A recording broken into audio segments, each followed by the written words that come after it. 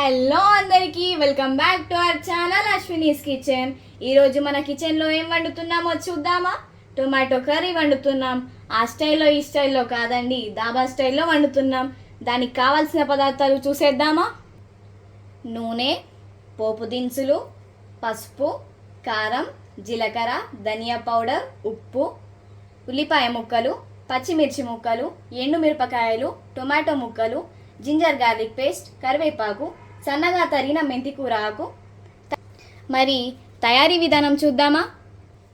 ముందుగా stove on చేసుకొని ఒక బాండి పెట్టుకుందాం. ముందుగా ఆయిల్ వేసుకొని ఆయిల్ హీట్ ఎక్కిన తర్వాత పోపు దినుసులు వేసుకుందాం. కాస్త జీలకర్ర, కట్ చేసి పెట్టుకున్న ఉల్లిపాయ ముక్కలు,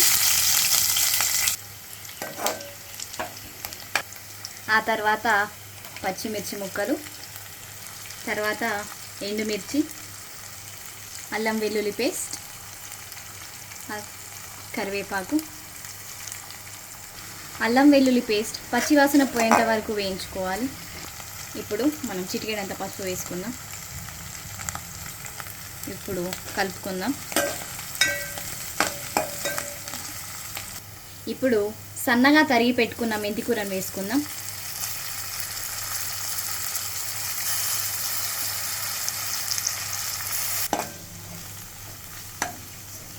మెంతి కూర కూడా కాస్త దగ్గర పడింది కాబట్టి మనం టొమాటోస్ వేసుకుందాం.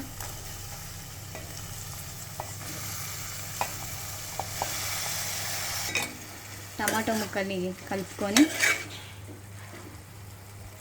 టొమాటోలు కాస్త మగ్గేంత వరకు ఒక 5 minutes వరకు మూత పెట్టేసుకుందాం. ఇప్పుడు మూత తీసి కర్రీ ఎలా ఉందో చూద్దాం. కర్రీ ఆల్రెడీ దగ్గర పడింది. ఇందులోకి 1 స్పూన్ ఉప్పు, 1/2 స్పూన్ కారం,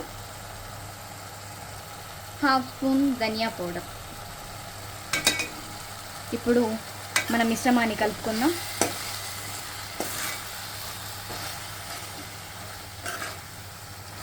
ఫైనల్గా టేస్టీగా ఉండే మన టొమాటో కర్రీ అయితే రెడీ అయిపోయింది. స్టవ్ ఆఫ్ చేసేసుకుందాం.